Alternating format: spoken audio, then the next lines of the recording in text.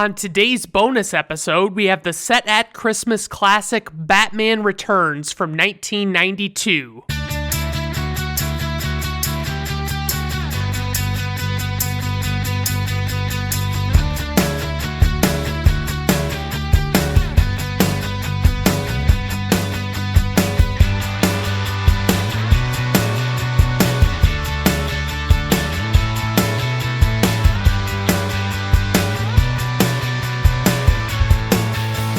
All right, everyone, welcome to Brandon at Random Reviews. I am your host, Brandon Griffiths. Thank you for stopping by. I do appreciate it.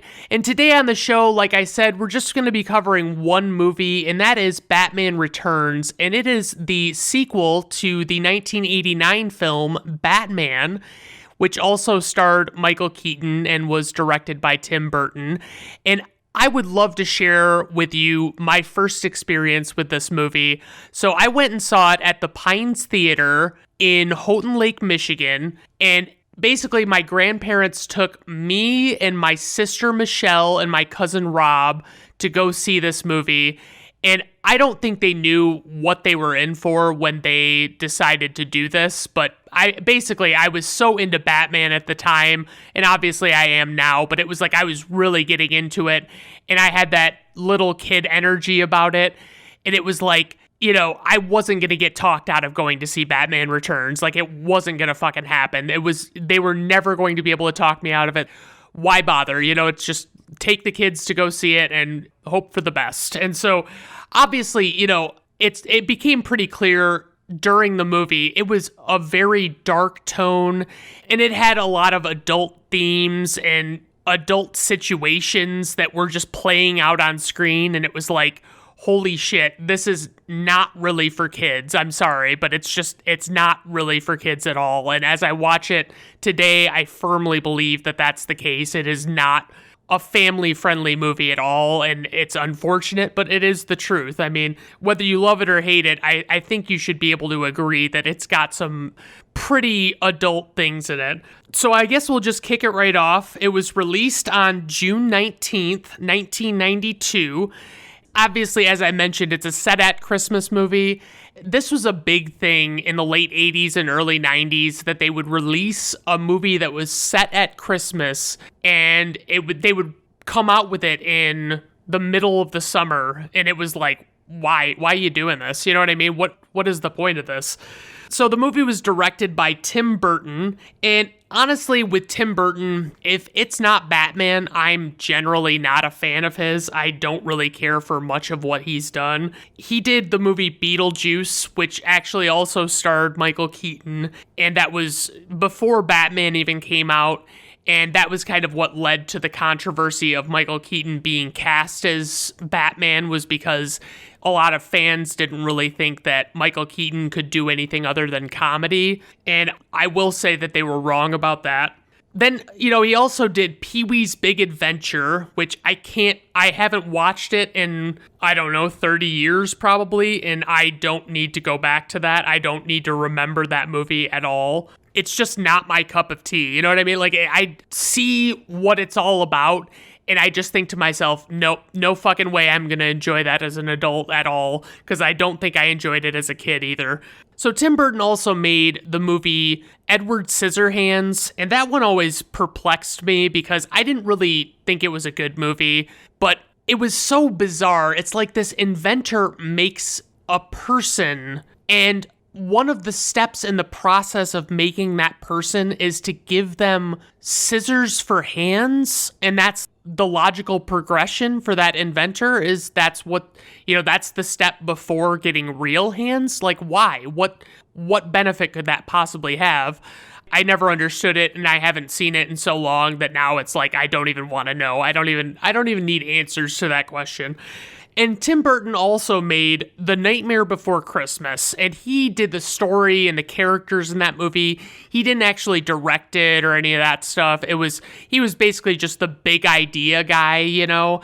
And so it was his movie, but it wasn't directed by him, and he was working on other projects concurrently with that one. For the screenplay, we have writer Daniel Waters. He was notable for having made Heathers and Hudson Hawk before this movie. I remember seeing Heathers a while back for the first time. Not my kind of movie. I'm making myself sound like I fucking hate every kind of movie there is, but it's legitimately just these dark comedy type things where it's like I don't find the humor in it, so I don't really enjoy it. And Hudson Hawk, I never actually saw it, so I can't really speak on that one. But he also, after this movie, made the movie Demolition Man, and that movie was previously covered on this podcast, and I have to say, not a fan of that one either, and it's not for dark humor reasons, it's just because it was kind of a stupid, over-the-top movie.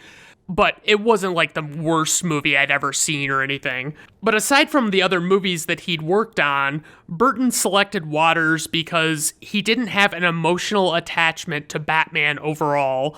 And Waters also said that he did not care for Batman 1989, which, if you look into it, it basically sounds like Tim Burton, he didn't have enough creative control for him to actually like the final product of the original Batman movie. I don't know why studios do that to directors, but it's like they obviously wanted to make sure that the movie was successful. And honestly, if we would have gotten Batman 1989 that was more like Batman Returns, I don't know that it would have been successful at all, like, or on the level that Batman 1989 ultimately was. For the producers, we have Denise DeNovi and Tim Burton, and they collaborate a lot on different projects. For the score, we have composer Danny Elfman, and he is a powerhouse composer. I mean, he's right up there. I definitely wouldn't put him above John Williams, because obviously you guys know how much I love John Williams, but he is fantastic. You know, he's done most of the Tim Burton movies. He also did Scrooged with Bill Murray, and I'm going to try and reference as many Christmas movies in this episode as I can as I'm going through the cast and the crew.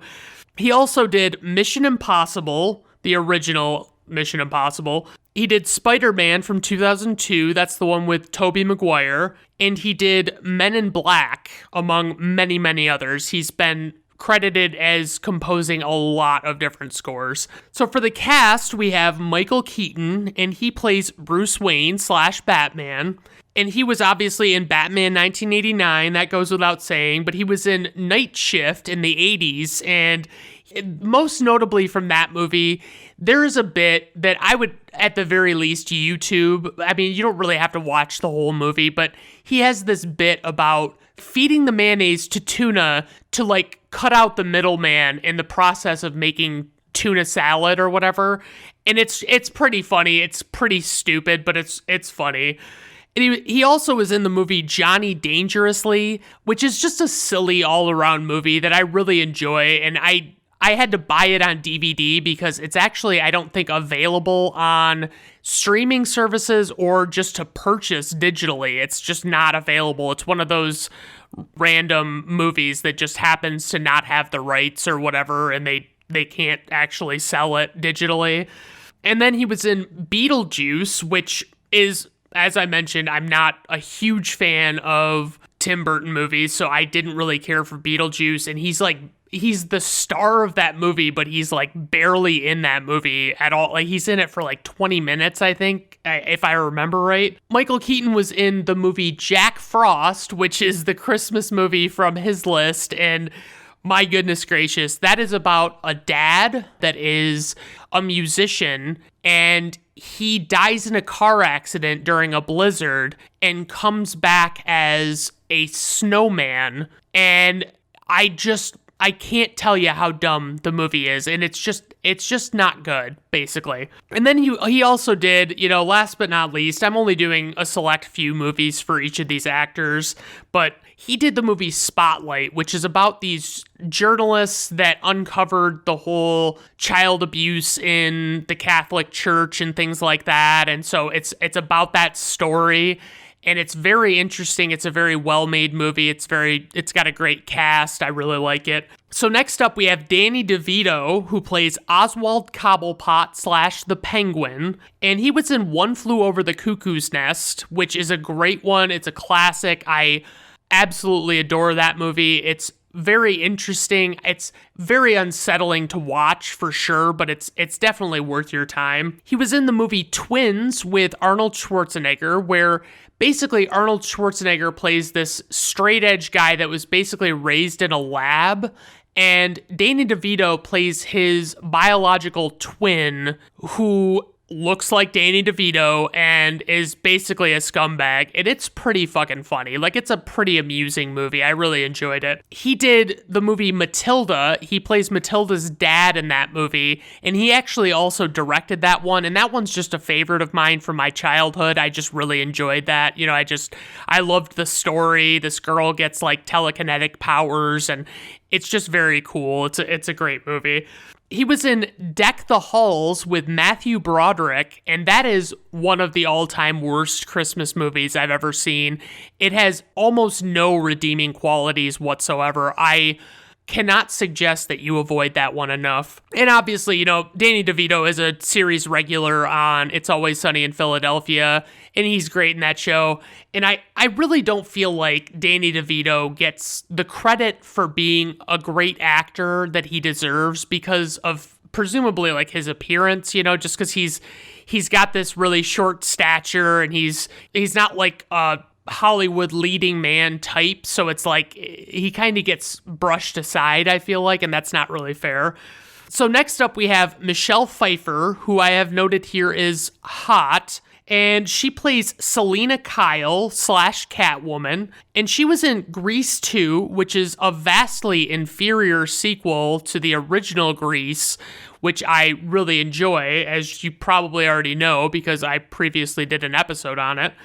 She was in the movie Scarface, and, you know, I thought that movie was good when I was younger, and then I watched this bit that a comedian, I think it was John Mulaney, has a bit about how bad of a movie Scarface really is, like how unpleasant the story is, and all the characters are just awful, and it's just not a fun watch at all, and I don't know why it's gotten so much praise the world over. She was in the movie Lady Hawk, which I think I watched in high school for some reason. Like, one of my teachers had us watch Lady Hawk, and I don't remember much about it. I remember it being pretty weird, but, you know, it's just, I mean, Michelle Pfeiffer is in it, and I felt like mentioning it because it does stand out as one of the ones that she's, like, known for. And then last but not least for her, we have Stardust, which is just one that I've been wanting to see. It's got Robert De Niro in it, and I've never heard much about it, but it's one of those ones that I just want to check out. And then the last member of our cast I'll be talking about is Christopher Walken, who plays Max Schreck.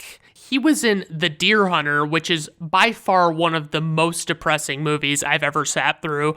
I don't know why it's so well regarded. It's not enjoyable to watch. I don't get it. Maybe I'm alone. I don't know. He was also in A View to a Kill, which was a James Bond movie from the mid 1980s, and he plays the villain.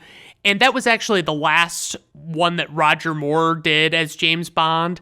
And it is notoriously bad, but it's got kind of like a cult following. Like, a lot of hardcore Bond fans really love that one, and I just don't get it. It's not good, guys. So Christopher Walken also in True Romance and Pulp Fiction, both movies written by Quentin Tarantino. He has the smallest part, like a single scene in each of those movies, but he fucking kills it in each of those scenes, and I highly recommend both of those movies. I previously covered Pulp Fiction on this podcast, and then True Romance is lesser known, but it's still very good. I would definitely check True Romance out if you get a chance. So for casting notes, I've got a bunch of stuff for this one. So what you have to understand about this movie is Batman 1989 was a huge hit. You know, it was a very well-marketed blockbuster, and it just did really well at the box office and everything. And so when the second movie came around, it was like a lot of people wanted to be a part of it, you know? And so at one point, Robin Williams was actually being considered to portray the Riddler in this movie before the story was taken in another direction, and they basically just nixed that character. Marlon Brando was Tim Burton's first choice to play the Penguin, but those also considered for the role included Robert De Niro, John Candy, Bob Hoskins, Dean Martin, Christopher Lloyd, and Dustin Hoffman. And those considered for the part of Catwoman included Annette Bening, and she was actually originally cast as Catwoman, and then I don't remember what the story was on why she had to drop out, but she didn't end up doing it, obviously. Then we had Bridget Fonda, Jennifer Jason Leigh, Madonna, Julie Newmar, who was actually the actress who played Catwoman in the 1960s TV show with Adam West. Then we have Susan Sarandon, Raquel Welch, Gina Davis, Sigourney Weaver, and Kim Basinger, which I guess maybe they were going to try and turn her Vicky Vale character from the first movie into Catwoman and, you know, go about it that way, but obviously they decided not to do that. So Sean Young was one that was also considered, and she had originally been cast as Vicky Vale in 1989's Batman, but she sustained an injury that kept her out of playing that role, and ultimately that allowed Kim Basinger to be chosen for the part instead. But Sean Young desperately wanted the Catwoman role in the sequel and actually tried to give Burton an impromptu audition in a homemade costume. And she did talk to some of the actors while she was trying to get this audition, but apparently Tim Burton actually hid from her under his desk. And it's like, wow, okay, that's very depressing to think about for Sean Young. Christopher Walken supposedly scared Tim Burton, so he was reluctant to cast him. David Bowie was also considered for the role of Max Schreck, but obviously it ultimately went to Walken. So for the plot synopsis, we have a new villain in Gotham City known as the Penguin looks to become mayor and turn the public against the Caped Crusader, all while the mysterious Catwoman stirs up chaos. And I don't normally do this with these reviews. If you're not familiar with the show, I don't typically talk about like taglines, but because this is a single movie episode, I'm really kind of deep diving here. So I saw this whole tagline and I just thought it was hilarious. And so I found it on IMDb, and it reminds me, like, I'm assuming it was like the epic voice guy from all the trailers from like the 90s and stuff. I'm assuming this is what he was saying in the trailer, but I didn't really look into it much farther to find out.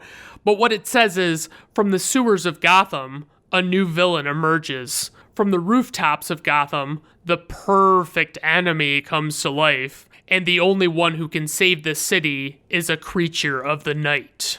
All right, so let's just dive right into the plot here. So let me just first say that regardless of all of my criticisms of this movie, I still do like it. I enjoy this movie. It's just, I recognize that it is a flawed movie. It's got some pretty serious flaws in it, and I understand that, but I'm okay with it. I'm comfortable with that.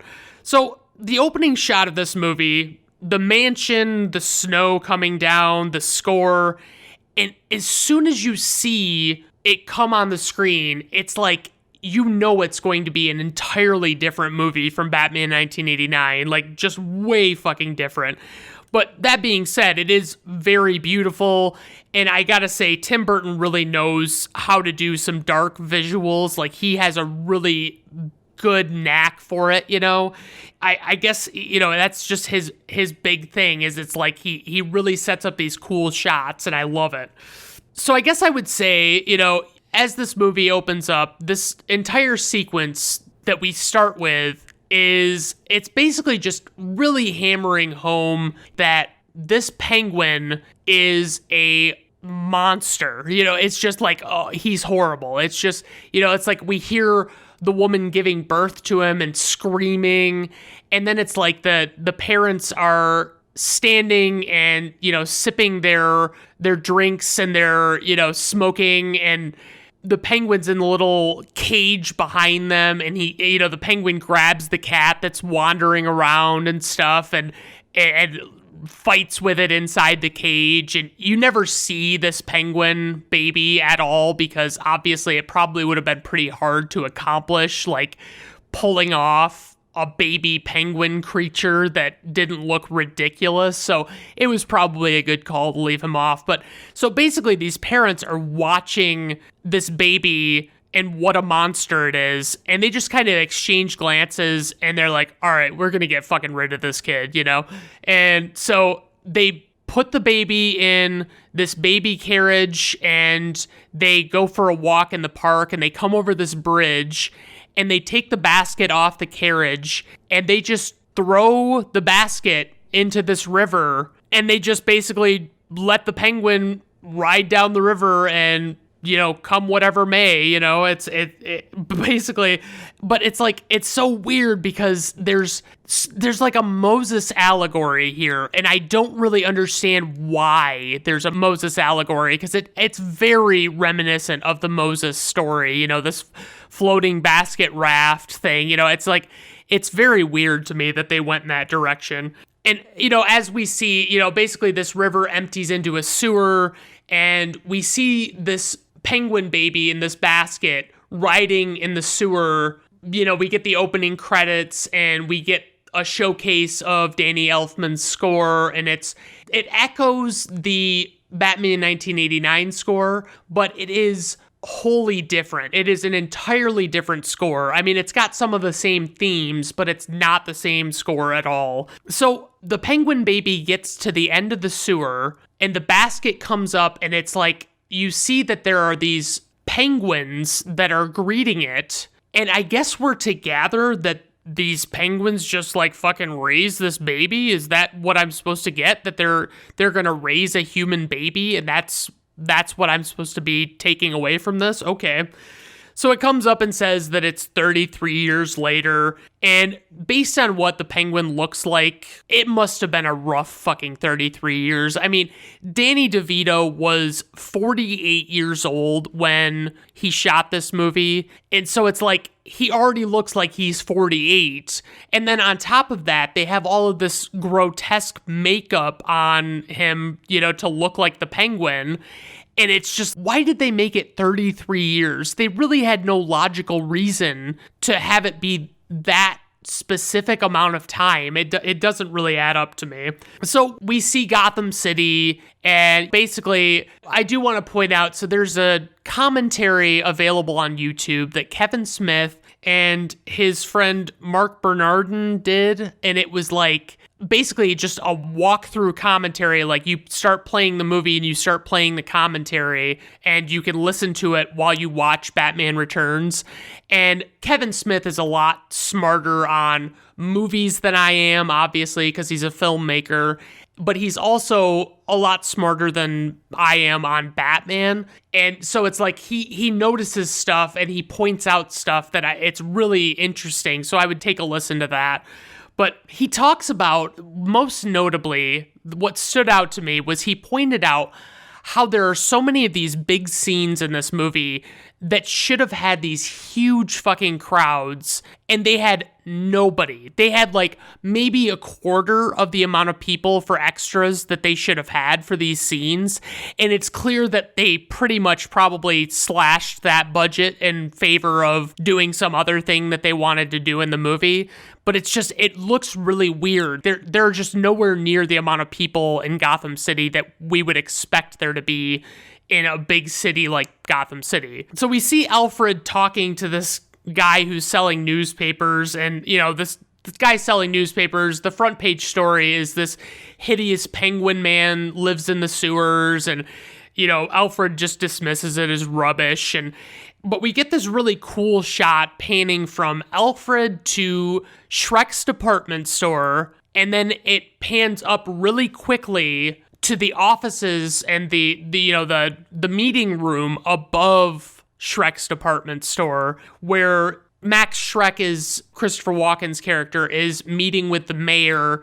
But it's basically that the way they did this shot is they apparently used miniatures, which I always find fascinating when things are done with miniatures, because it's just like, it's so wild to me that we make these tiny little models of things and then we shoot them like they're the real size that they're supposed to be, But I mean, I gotta say, so we get this meeting with Christopher Walken and the mayor, and Christopher Walken is great in this fucking movie, I mean, him as Max Schreck, he's solid. I have no complaints about him. But so I was gonna try and I wanted to do this, so I may just completely cut it, but there is a video online of a guy doing a Christopher Walken impression, and he's preparing this chicken, and he's talking like Christopher Walken, and he's like, what you gotta do is get yourself a free-range chicken. I don't care how you do it. Buy it, hunt it down with a knife. Just treat the animal with respect. And I don't know why, but I really fucking enjoy, just him saying that. It just sounds so Christopher Walken-y, and I don't know why. So we meet Michelle Pfeiffer. She's like Max Schreck's secretary, and, she is Selena Kyle, and she really plays the two iterations of her character very well. She plays this awkward, down on her luck, fucking zero confidence receptionist. And then, we get the polar opposite of that when she transforms into the Catwoman. What I find funny is that this Selena Kyle character is not at all the Selena Kyle that I'm familiar with. I'm most familiar with the Batman the Animated Series version of her. Basically, in that show, she's like an animal rights activist, and she's like a jewel thief on the side, I think to fund her causes, basically. But my pitch for this movie, because they basically make it that she's this really awkward secretary, and then all of a sudden it's she just pisses Max off or whatever, and, she ends up transforming into Catwoman. I would say, maybe even eliminate the origin story for Catwoman. Don't just have her already be Catwoman. But then it's we could make it that she's been doing Catwoman stuff for a while, and she's just been stealing shit from places. But she's a wildlife conservationist by day, and when Max's new power plant is coming together, it turns out that it's on a wildlife refuge or something. And then, her stake in it is that she's trying to keep Max from building this so he doesn't destroy this habitat or whatever. And I think that would have been a cool direction to go and just make her an all-around confident character. But they went in a completely different direction than what I would have expected. But basically, so to set the stage, Max's big initial plan is that he wants to harness the city's power during a time of surplus power with a new power plant that will actually just be a giant capacitor, and it'll harness all of this extra energy, and then he can leave that as a nest egg for his son. And that's what he's doing. And we meet his son, and clearly the guy that they cast to play Chip, his son, looks just enough like Christopher Walken to be his son, and I guess he could do a mediocre enough Christopher Walken impression. Probably better than the one I just did, but basically, why is that necessary? I don't sound anything like my dad. If my dad came on this show and he and I were talking, you wouldn't confuse the two of us for one another, that wouldn't happen. We don't sound alike at all.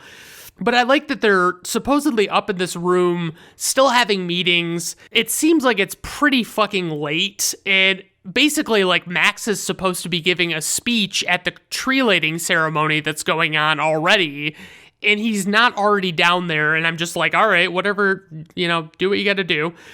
So in the middle of everything, now down at the tree lighting ceremony, it's established that Selena forgot to give Max his notes for his speech, and so he has to ad-lib something, and it's not too awful, and I think Christopher Walken does a good job playing it off like he's making it up on the fly, and I like it. But then the Penguin's Red Triangle gang, they unleash an attack on this tree lighting ceremony, and Gordon tells them to put up the signal, and it's just one of the more awesome scenes, but it's also patently absurd. It's just so ridiculous. So basically, when they flash the bat signal, it actuates these reflective panels on Wayne Manor, and basically redirect the image of the bat signal into Wayne Manor. And so Bruce Wayne is just sitting alone in this room in complete silence, no TV, no radio, no nothing. And he's just got his fist on his chin. And it's like he's just sitting there waiting for this to happen. And all of a sudden, it lights up the room and it's the bat signal and he stands up and it's very triumphant and all that stuff. But it's like, it's a very weird scene, but it's very cool too. So we see what happens at the tree lighting ceremony while they're waiting for Batman to get there. And the Red Triangle gang wants to kidnap Max and take him to the Penguin. And basically, Chip puts up a fight about, not letting his dad go or whatever. And he basically sacrifices himself to save his dad. And, we just basically see what a bag of shit Max is because he lets his son do this. And it's like, okay, buddy. So this Batmobile in this movie, and it's basically the same in Batman 1989, but it is the best Batmobile, and it will never not be the best Batmobile in my eyes. I love it. I absolutely adore it. But basically, we get some new features that weren't in the original movie on this Batmobile. It's got like these trip bars, and he trips these guys that are on stilts, and it's got this giant thing that turns the Batmobile around completely underneath it. It's ginormous. It's just, I don't really know how it works. Like, from a logical standpoint, you have to think that this thing that's pushing up it's going to have to be housed somewhere, and it would have to be like right where Batman's feet are, basically. But try not to think about it too much. And then there's also like projectiles and stuff, just random things that happen to be on the Batmobile now that we didn't know about before. So let me just set this scene for you. So these bad guys, they have their automatic weapons, and they get on the Batmobile's hood, and they're facing the windshield, which is bulletproof, and they just start opening fire on the windshield, and the bullets are ricocheting off and all this stuff, and Batman is driving, and I would say he gets up to about, educated guess, 30 miles an hour, and then he suddenly stops, and these guys, are flung 50 to 75 feet away. It's probably a bold statement, but it's quite the distance. And I don't buy that they would have flown that far. They would have probably fallen off the hood or something, but it's like, it wouldn't have been that bad. And then we get our little, Selina's coming down to give Max his speech, and there's all this chaos going on with this gang wreaking havoc and everything. She basically gets held up by one of the gang members with a stun gun. I think that's what this thing is called. And, Batman saves her, and they have this really awkward interaction, but Batman literally says absolutely nothing. Like, not a word is spoken by Batman in this moment. And it's so fucking awkward, but it's just, it's the way they meet. It's very nice. So Commissioner fucking stops, he's walking by Batman as Batman has basically come and had to clean up shop of all of these fucking gang members. And the commissioner's like, thanks for saving the day, Batman. And it's like, yeah, Commish, but don't you think you maybe could have dispatched some officers to the scene and maybe got things a little more under control and not completely waited for Batman to do everything, just my personal take. So Max flees, and obviously, Chip sacrifices himself, but he doesn't die, that you don't really know what they do to him. You would think that they would just kill him, but they don't. And Max goes to this alley, and he stands on a grate that it's no one would just stand on if they were, of sound mind. You wouldn't want to just be on this grate for no reason. And it's basically it's a trapdoor, and Max falls through it. He goes down. Basically, he's been captured by the Penguin. And so we get this long swooping shot of the Gotham Zoo. And I don't know, I think the zoo is not operational because I don't think even in the summertime, I don't think it's open because it looks like it's got some damage and stuff that hasn't been taken care of. But anyway, we see, Max has been captured by the Penguin, and there's going to be this pitch of Penguin's plan. And basically, what Penguin's going to do is he's going to blackmail Max, because Max is super fucking corrupt, and, he's the kind of guy that doesn't hesitate to kill people who get in his way, things like that. And the Penguin has all of this proof of his corruption, and basically he's going to use this to leverage making Max help him become well-respected and powerful and wealthy, basically like Max is. But, the Penguin basically is like, yeah, I look like this and I don't get any respect. So I gotta say, the Penguin makeup is just insane to me. I don't know why it had to be so gruesome looking. It just is really unpleasant to look at, and they could have done it a completely different way and it would have been normal. But it's I guess they wanted him to be dwelling in the sewers, so it makes sense, I guess. So we see Selina coming home, after her struggles, getting in trouble with the gang member and being saved by Batman. She comes home to her apartment, and she says at the front door, she opens it and she's like, "Honey, I'm home. Oh, I forgot. I'm not married." And I legitimately do that on the regular. I say that all the time because of this movie, and I just absolutely love it. So basically, Selina starts playing her answering machine, and we get a little bit of an explanation of what kind of life Selina leads. It's painting this picture of her life, and she realizes, because she left herself a message, and she tells herself that she has to go back to the office to get these files ready for this meeting the next day. I mean, I guess I would probably rather come in a little early the next day, but anyway, not the point.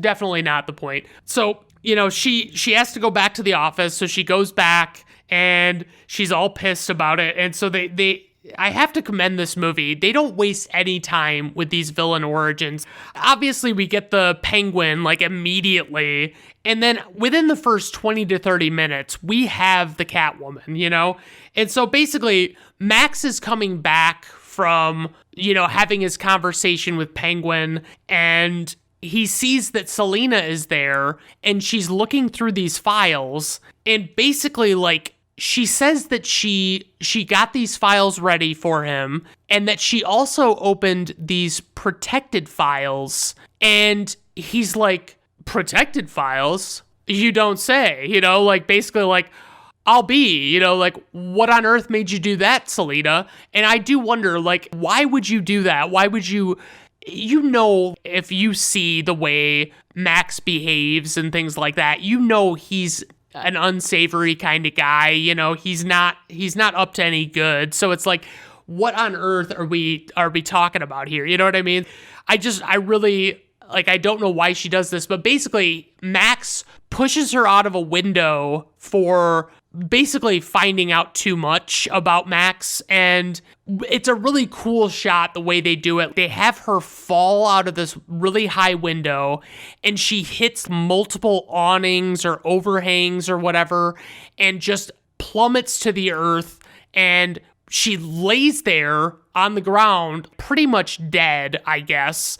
And all of a sudden, these fucking cats converge on her. They're swarming all over her and gnawing on her fingers and doing weird shit, She's starting to twitch and react to it, and it's all of a sudden it's she's back to life, and she's alive because of these cats, I guess. It's the most unsettling sequence. You know what I mean? I don't understand. And it's I could see, if you're a parent taking your child to watch this movie, it's a very unpleasant scene to look at, So basically then she goes back, now that she's alive, she's going back to her apartment, and she's kind of going through the same motions that she was the first time she came back to her apartment. And she's saying, the "honey, I'm home" thing, and she hits the answering machine again, and she starts feeding these stray cats that are coming in through her window. She's feeding them milk, and I've heard that you're not supposed to feed cats milk, but just, that's a little sidebar. So basically, she just starts fucking throwing shit and smashing shit because, like, something on the answering machine pisses her off. She starts putting fucking stuffed animals into the garbage disposal, and then she starts spray painting shit, and then she starts sewing her costume. And, I mean, it's a pretty cool costume. It's definitely unique to this iteration. Like, we don't really see any Catwoman costumes that look like this anywhere else. So presumably it's the next day, and we're just seeing this press conference with the mayor, and we don't really know what the deal is. And basically this man dressed up like a clown just waltzes up and steals the mayor's fucking baby with zero fight from anybody at all. And he does this, he takes the baby, does this little flip, and he jumps down into an open manhole. And while he's down in the sewer, where the people above can't see him, he is basically, like, quote unquote, stopped by the Penguin. And the Penguin makes it look like he saved the baby from this scary kidnapper, and he emerges from the manhole with the baby. But we as the audience know this whole fucking time that the Penguin set this whole thing up to look, like he was doing good or something, and the kidnapper actually works for him. So it's, everybody's like falling for this, this grotesque man that, he wants to find who his parents are, and he basically wants to know why his parents kicked him to the curb and all that stuff, but he assumes it has to do with the fact that he was born a little different, obviously. And Bruce Wayne is watching this on the news, and he seems to really care, and he just wants all the best for Penguin for like a solid 2 minutes or so. And, he just goes all in on fucking being concerned, and he just really hopes the Penguin finds his parents, and it's kind of a nice little thing. And then we see Penguin finding out who his parents are, and all the while it's clearly he's up to something. He's doing something else because, he needed to find probably his own birth certificate, but he's like doing something with other birth certificates, and we don't really know what that is yet. And Bruce does some digging and figures out that the circus, which the Penguin was in, was shrouded in controversy and were linked to widespread disappearances of children. And then all of a sudden it's like Bruce is like all in on like, fuck this Penguin guy. I don't want anything to do with him. He's a piece of shit, blah, blah, blah. But it is true. The Penguin just, everything he does from this, from the moment he emerges with that baby, he's doing it all as a ruse to basically gain favor with the public and stuff. So the Penguin finds out that his parents are dead and, that his real name is Oswald Cobblepot. And it seems like the press is just fascinated by this Penguin's every fucking move. But, I would think that it'd be a very short-lived time that they'd actually give a shit about his story, maybe I'm thinking nowadays with 24-hour news cycles and stuff that it would just get boring, but my God, I can't see this being that exciting for everybody. So then we get to see Catwoman in action for the first time, and, she saves a woman from being mugged and assaulted or worse, and she comes, like, flipping in. She's doing, like, that thing where you, like, rapidly flip repeatedly over and over again. She fucks this guy up and then chastises the woman for making it so easy for him to prey on her, basically. The costume looks cool. I think the stitches kind of look fake in a lot of shots, but, what can you do? The next day, Bruce and Max are having their meeting. Bruce is opposed to Max's power plant because he's still on this about getting his power plant made. And Max Schreck actually says this line, and it sounds ridiculous to me in retrospect, but he says, "Mayors come and go. Blue bloods tire easy. You think you could go 15 rounds with Muhammad Schreck?" What the fuck is that? Muhammad Schreck. Okay, whatever. So Bruce makes this comment about, he makes a comment to Max about how he doesn't have a crime boss in his corner like Cobblepot, and Max doesn't really care for that, and he defends him, and they kind of argue a bit, but it's like, at one point Bruce says that Oswald Cobblepot runs the Red Triangle Gang, and that he can't prove it yet, but blah, blah, blah, and that's Batman talk. You're Bruce Wayne. You are supposed to be the, reserved, mild-mannered, rich industrialist type, that you're basically, you're not showing that hand, you know what I mean? Like, it would just beg too many questions. Why is Bruce Wayne looking into this Cobblepot character? But I mean, it's just an odd choice for me. So the next thing we know, Max is bringing the Penguin down from his hideout, and he shows him the team of people that are going to be running his campaign for mayor. And, it doesn't really basically it's December. And so, Penguin points out, well, don't elections happen in November? Like, how are we going to make this happen? And basically, they just want to make the mayor look like shit and basically get the public to sway in favor of the Penguin or something. But it's like, I don't really understand why Max would have ever thought that making the Penguin mayor was a good idea. I don't understand that at all. But in this scene, and this is another one of those ones that it's like, is this really a family-friendly movie? One of the guys in the campaign team walks up to the Penguin and he's looking at him, and obviously the Penguin's all fucking gross looking and shit. And he jokes about the Penguin's appearance, and he says, "Not a lot of reflective surfaces down there in the sewer, huh? Ha ha ha ha." And, so he laughs, and then it's like the Penguin kind of laughs sarcastically, and he says, "True, could be worse. My nose could be gushing blood." And the guy's like, what? What the fuck does that mean? And then the Penguin literally bites into the guy's nose and it starts gushing blood. And it's like, what the actual fuck is this? I don't understand why that's in this movie. I guess they're trying to show what a monster the Penguin is, but it's holy shit. That's the means to that end, like that's how you're going to establish that.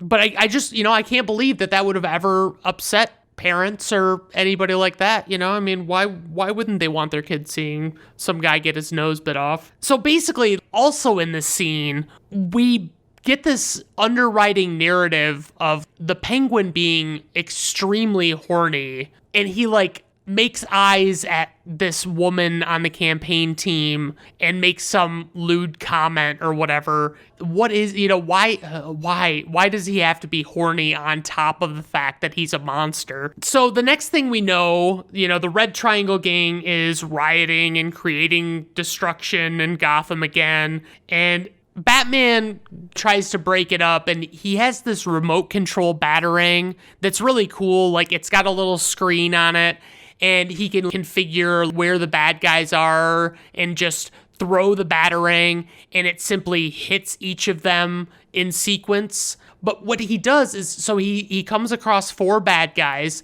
It's like 3 guys and this poodle lady. So it's this lady and her little dog, and he throws the batarang, and we see it, and it's hitting each of these guys at about eye level, right? And so it hits each of them one at a time, and then it comes around and it's gonna hit the poodle lady, and suddenly her dog jumps up and catches it, but the dog only jumps 2 feet off the ground at most, and it's like, yeah, that wasn't the way that was looking when he was throwing that batarang, but okay. It just kind of pisses me off a little bit. I'm gonna be honest with you, that one really fucking annoys the shit out of me.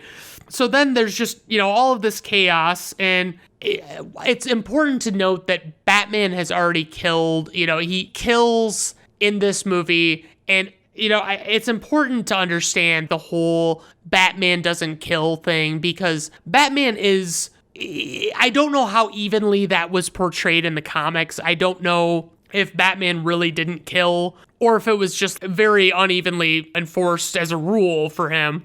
I don't really know how that worked, but basically that was popularized by Christopher Nolan's Dark Knight trilogy, and that was when it really became a big thing that Batman didn't kill, And so he straps this bomb to this guy's chest and basically makes him explode. And so meanwhile, we have Catwoman, and she's walking around Shrek's department store, and it's closed, and she ultimately sets it up to explode. And then we see Batman meeting Penguin, and Penguin revealing that he's running for mayor. And, Batman says, "You're not the mayor." And it's fucking great. But, then they see Catwoman coming out of the department store, and Penguin, of course, calls dibs on Catwoman because, he's horny, and then he flies away on this fucking umbrella helicopter contraption that couldn't even fucking get a 5-inch Penguin action figure off the ground, let alone Danny DeVito in a fat suit. So Batman and Catwoman fight on the rooftops, and she manipulates him multiple times, which should not fucking happen ever.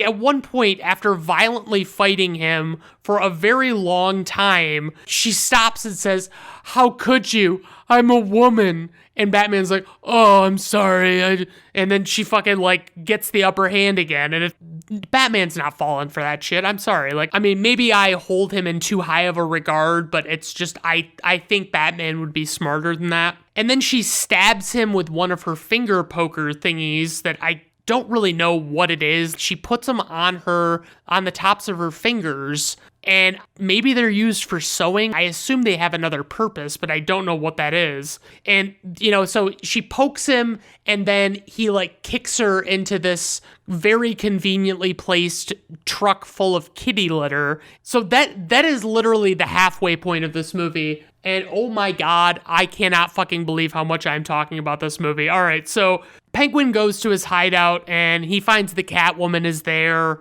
and he literally says the line, "Just the pussy I've been looking for." And that's just the kind of thing that makes me wonder how studio execs actually thought that this was a child-friendly movie at all. So Catwoman and Penguin devise a plan to turn the public against Batman, and there's this terrific moment where Catwoman puts a bird in her mouth, which was an actual real stunt done by Michelle Pfeiffer with an actual live bird. And she said that she wouldn't have done it if she thought any of it through, basically. She didn't really think about the potential for injury or for disease or any of that stuff, But it's basically just this moment. It's she's antagonizing the Penguin, and she takes the bird out of the cage and puts it in her mouth and keeps it in her mouth for a while and then lets it go. What did that give us? What did that do for this story that happened? I'm so glad that Michelle Pfeiffer risked whatever she risked to make that happen. So then Penguin, he starts the first step in his plan by making it look like Batman kidnapped this ice princess. And so the Penguin goes and he attacks the ice princess with the remote control batarang that the dog caught earlier. Then we have Bruce and Selina, they ran into each other, and so they're having a date the same night that the Penguin does this, and they really seem to like each other, but, because the Penguin is hatching his little scheme, it's basically they have to cut things short. They interview Commissioner Gordon on the news. He's literally holding a blood-stained batarang. It's in a little plastic evidence bag, and he says, "This is purely circumstantial." Well, yeah, I fucking hope it is circumstantial evidence, because you know what? You probably shouldn't be fucking sharing that with the entire world right now, but whatever. I gotta say, so, obviously they cut the date short, and Bruce goes down to get in a bat suit, and he's got this huge fucking arsenal of bat suits, and it's fucking badass. I fucking love them. And here comes this full-on fucking make Batman look like he's doing all of this bad shit sequence. So Batman saves the Ice Princess, who is on a ledge and is ultimately forced off the ledge by an umbrella full of bats that gets thrown by the Penguin. And Batman goes on a menacing hang glide over the lighting of the tree crowd, and it's he's just menacingly looking down, and there are all these bats flying around and stuff, and it's probably not the best look for Batman to do his menacing thing right now when people think he just murdered an ice princess. So we get another fight with Batman and Catwoman, and Batman says, "Mistletoe can be deadly if you eat it," and Catwoman says, "But a kiss can be even deadlier if you mean it." Okay, that's pretty cool. That's a cool line. I like that line. So the Red Triangle gang breaks into the Batmobile while Batman and Catwoman are fighting, basically, and they reprogram it to be remote controlled by the Penguin. Batman has zero control over the Batmobile when this happens, and so it just makes it look like he's driving around and he's on a fucking rampage or something. It just doesn't make any sense that they could just fucking break into the Batmobile and reprogram it like that. If you know anything about Batman, you know that he plans pretty fucking well, and he has a lot of safeguards and things like that, so it's just not something that seems like it would be that easy. But I must of course mention that the Penguin controls the Batmobile in his trailer with a little, one of those, you remember those little rides that were outside of Kmart and Target and stuff? They would basically, you'd put a quarter in and they'd rock back and forth for like 30 seconds, and then you'd go on about your day when you were a little kid, Basically, it looks like a little Batmobile version of that. And so, that's what the Penguin is remote controlling Batman while sitting in. Throughout this whole sequence, Batman can see the Penguin, and the Penguin's talking to him. And, he can see him on his little TV in the Batmobile. And basically, the Penguin talks a whole bunch of shit about the people of Gotham in this sequence. And so, basically Bruce just decides before he even starts, he's going to take this blank recordable CD and pop it in the drive and record what Penguin is saying, which I'm not really sure I've ever seen nor heard of any recordable CD that works that way, where it would just live record like that, like it was a cassette tape or something, you know what I mean?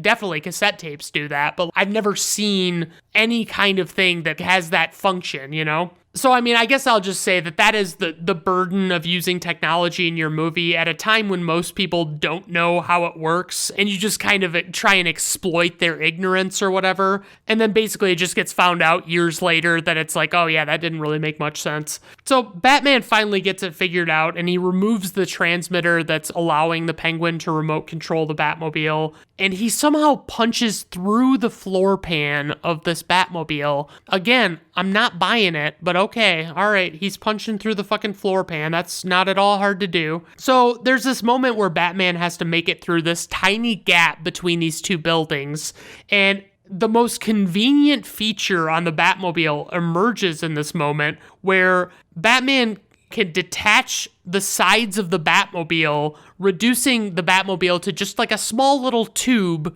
and it just goes through this little tight squeeze and makes it just fine. But this movie fucking ignores physics so hardcore in this moment, because he rounds a corner in this tube car, and he would have totally fucking rolled and lost all control of that vehicle when that happened. If he tried to round a sharp corner or any corner at all, he would have been fucked. But I will say it is still pretty fucking awesome. But so what I guess is the next day, Batman plays this recording of all the shit that Penguin was saying to him in the Batmobile to turn the tides against the Penguin at this press conference. And, he has these recordings on that CD I mentioned, and he plays it, and as he plays it, when he wants to, replay it, he scratches the CD like a record. Wicka, wicka, wicka, that's how he replays it, and it's like, I know CDs do not work like that. I can say that with 100% certainty that that's not how that works. So naturally, they do that old cliche where the crowd throws perfectly good produce at Penguin, and he has to fire his umbrella gun to stop them. The cops chase the Penguin through the park, and they yell, "There he is!" and open fire with some random couple incredibly close by. And it just feels like maybe a bad call on the police's part, but I'm sure those seemingly innocent bystanders probably, pirated a copy of Mickey's Christmas Carol or some fucking thing. But I love the whole thing where it's like the fucking police open fire and have no regard for public safety.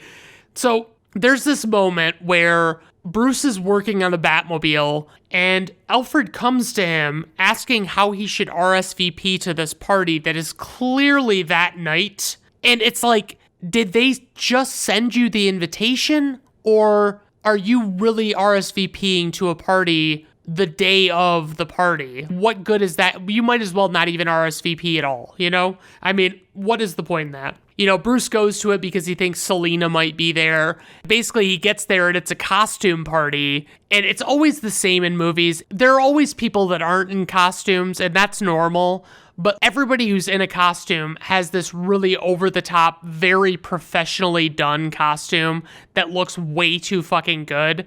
And it's fucking hysterical to me. It's such a thing in movies, I feel like. So Selena and Bruce dance a little bit, and Selena says, mistletoe can be deadly if you eat it. And then Bruce immediately says, but a kiss can be even deadlier if you mean it, which is kind of dumb on Bruce's part. He fucking walked right into that one. Like, why would he, if he doesn't say anything in that moment, she doesn't know who he is. You know what I mean? But they're able to figure out who each other are from them each saying the thing that they had each said before, you know? So it's very, you know, I don't really agree with the fact that Bruce Wayne would have been that dumb. But it becomes clear that Selena wants to kill Max at this fucking costume party, and she pulls out this little derringer.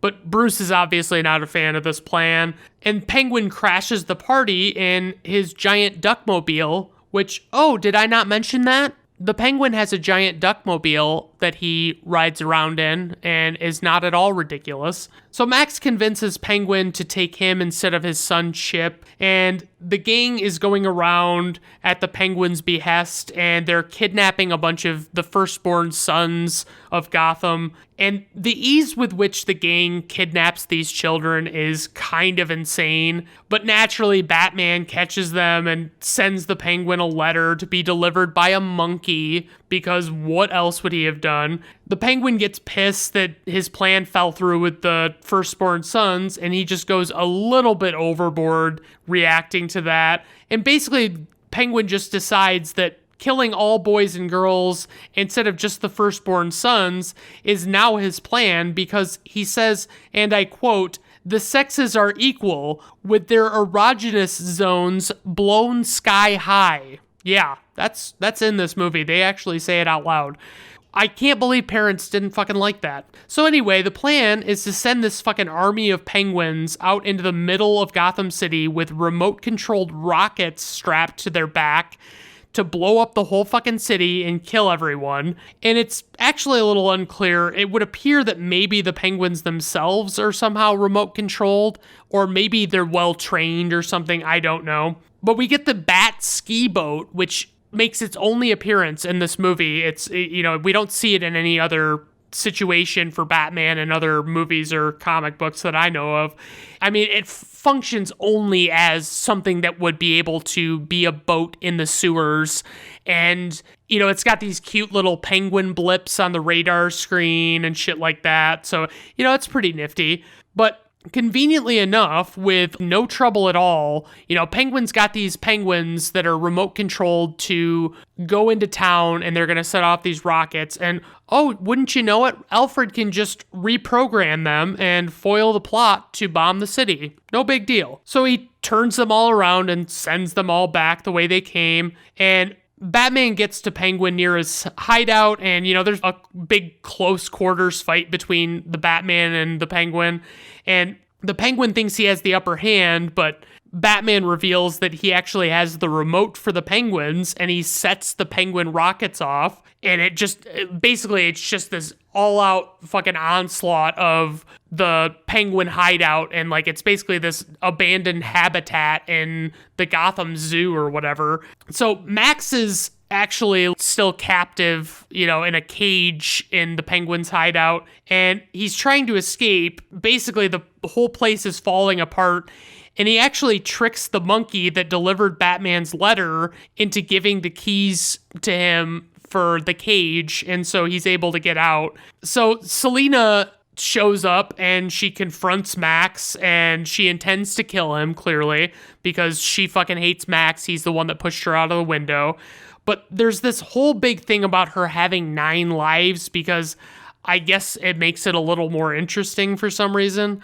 Batman tries to reason with Selena, but, you know, she doesn't really believe in the fairy tale ending. And Batman decides to take off his mask, and we get this terrible thing where it's like, all the Batman actors wear black eye makeup under their mask, because it looks a little weird. So basically they kind of had like a little goof in this movie, and they show a shot of Michael Keaton still as Batman, but with no eye makeup on, and it looks insane. And then he rips the mask off, and it's like they could have clearly just not done that shot. You know what I mean? They could have not shown him before he started taking off his mask, and it would have been fucking fine, but they couldn't do that. So Selina basically, she's like, give us a kiss, Santa Claus. And she takes the stun gun that the guy who Batman saved her from at the beginning of the movie had, and she basically electrocutes Max, but she, we assume she dies, but she doesn't really. I don't know. I don't understand, where is she keeping this fucking stun gun? Where are we, what is happening with this? I don't understand why she has a stun gun and how she actually was able to have it with her. So the Penguin is, he had fallen into the water because, him and Batman had their little fight. And so he landed in the water. And then all of a sudden, after we think Selina and Max are dead, the Penguin emerges from the water and stands up for a minute. And basically, he's pretty much about to die the whole time. And he's just having his last hurrah. Picture this. So you've got this, you got this Penguin character, and he's drooling out this gross ass black saliva stuff that was apparently a concoction that Danny DeVito came up with that was made of mild mouthwash and food coloring. And it's just fucking gross. It just looks disgusting. And it's more disgusting than it ever needed to be. And it's decisions like that get McDonald's mad at you and pull your entire Happy Meal line and all that stuff. So we kind of assume that everybody other than Bruce is dead at this point that we care about. And Bruce is out in the car with Alfred, and it's the end of the movie. He thinks he sees Catwoman in an alleyway, but he only finds a little cat, and, he just scoops up the cat and takes it with him. And then we pan up to the rooftop, and we get this gratuitous shot of the back of Catwoman's head looking up at the bat signal to close out the movie. And basically, that was not Michelle Pfeiffer. They used some double for that shot, and they were trying to set up a Catwoman spin-off movie that didn't end up actually, in truth, really happening as it was intended until the Halle Berry one came out in the early 2000s and was terrible. So basically, they did this whole final scene as a last minute thing, and they just wanted to throw it together for that Catwoman movie. So highlights and praise for this movie. I would say the cinematography is pretty fucking amazing in this movie. It's really well shot. The performances are all so spectacular. I really can't deny it. Nobody is doing a shitty job of acting in this movie. And the pacing is actually pretty fucking solid. There's never really a slow spot in this movie. I really like it. For criticism, I would say that the darkness, combined with the gore, it's just over the top and unnecessarily unpleasant to me. I just don't like it. And the silly bullshit like the Duckmobile and stuff like that, why is that in this movie? And then I will also say there is nowhere near enough Batman in this movie. I read something about basically Michael Keaton cut 50% of his dialogue because he felt like Batman was talking too much, but that doesn't mean he didn't need to be on screen. You know what I mean? I'm here for Batman. It's a Batman movie. I love Batman. I said it, all right? You got me to say it. I love Batman more than most things in this world. All right, so a little bit of trivia and production notes. So Michael Keaton has never actually watched a full cut of this movie. I don't know what he did at the premiere to this movie, if he didn't watch it or what happened, but he's never actually seen the movie. McDonald's was forced to scrap its Happy Meal toy line due to numerous customer complaints about the film's violence and gore. At least 50% of the WB lot was taken up with Gotham City sets for this film. Michael Keaton was reportedly paid $10 million to reprise his role as Batman. Michelle Pfeiffer was paid $3 million plus a percentage of the profits. Danny DeVito went through 4.5 hours of makeup every day that he had to shoot a scene. Burgess Meredith, who played the Penguin in the 1960s Batman series, was asked to play the Penguin's father in the opening scene, but an illness kept him from actually doing it. So early reports actually suggested that Jack Nicholson had been asked to return as the Joker, but he refused to film in England because of a salary tax that they have on foreign talent. Michelle Pfeiffer went through 60 cat suits during 6 months of shooting at $1,000 apiece. The bat suit weighed approximately 55 pounds. Early iterations of the story involved expanding on Harvey Dent's character from the first movie. Initial drafts of the story also seemed to be centered on the Penguin and Catwoman framing Batman for the murder of some of Gotham's wealthy elites, and also they were looking for buried treasure. At one point, there were plans to have assault rifle wielding Santas in this movie. All of the bats in this movie are CGI. The role of Robin was actually developed to the point of casting the part with Marlon Wayans, and memorabilia was produced before the idea was ultimately scrapped due to the excess number of characters in the story. Marlon Wayans reported that he was still receiving residual checks in 1998 as a result of a 2-film contract he'd signed. Penguin's parents were played by Paul Reubens and Diane Salinger. Both were featured in Pee-wee's Big Adventure. The movie was shot entirely on sets, using detailed miniatures for the larger panoramic shots. Pfeiffer also trained for multiple months learning kickboxing, and she also mastered using a whip to the point that she was able to perform the whip stunts in the movie herself. The tombstones in the graveyard actually wobble when the Penguin brushes against them because they are shitty, lightweight props. So a few IMDb nuggets. If you're not familiar, I like to take some of the IMDb trivia items that I see that seem particularly stupid, or like they're not based in fact or whatever, like it's just they're dumb trivia items. So the first nugget I have is something resembling Felix the Cat is the logo for Max Schreck's department stores. Yeah, I mean, that's true, but it's not like factual. It's not really trivia, honestly. Michael Keaton never did any film work with Val Kilmer after he replaced him.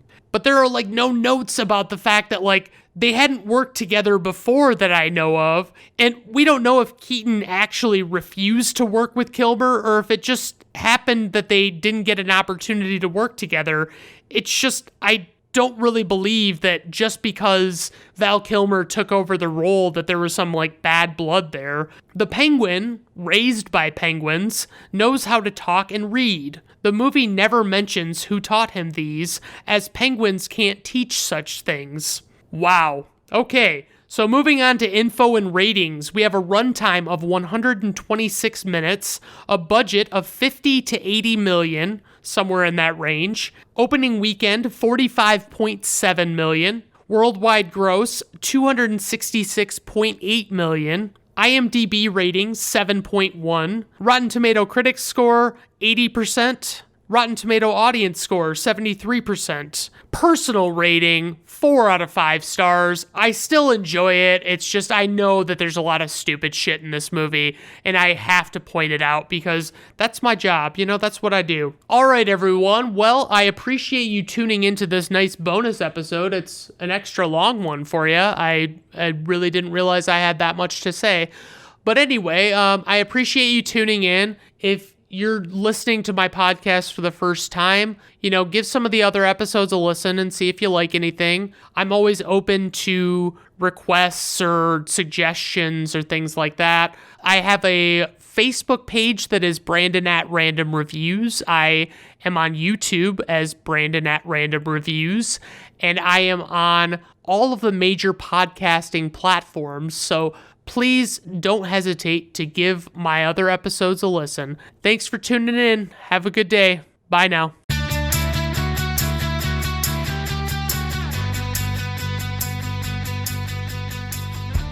Brandon at Random Reviews is performed, written, directed, produced, and edited by Brandon Griffiths. Theme music is performed by Augusto Diniz from Fiverr.